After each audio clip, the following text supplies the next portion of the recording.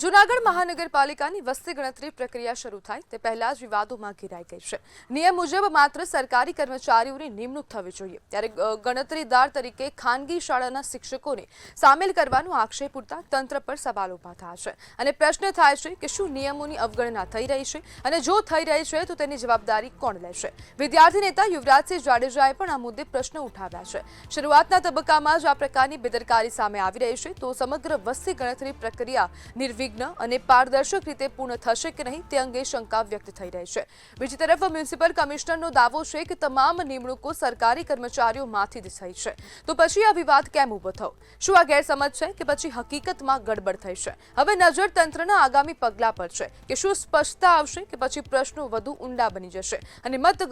જે હવે આજે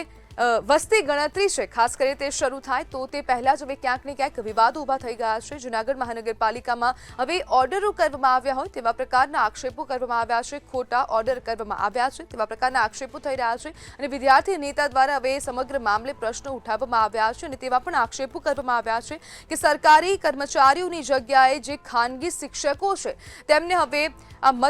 આજે વસ્તી ગણતરી છે ખાસ કરીને તે હવે સોંપવામાં આવ્યું છે અને જેના જ કારણે હવે ક્યાંક ને ક્યાંક વિવાદ ઉભો થયો છે અને સમગ્ર મામલે મહાનગરપાલિકાના કમિશનરે હવે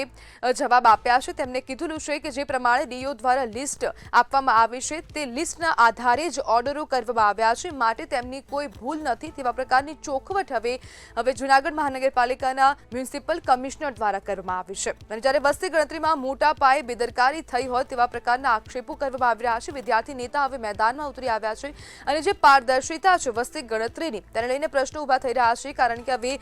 વિદ્યાર્થી નેતાઓનું કહેવું છે કે જે ખાનગી શિક્ષકો હોય છે ખાસ કરીને તેમના ઉપર કોઈ પણ નિયંત્રણ હોતું નથી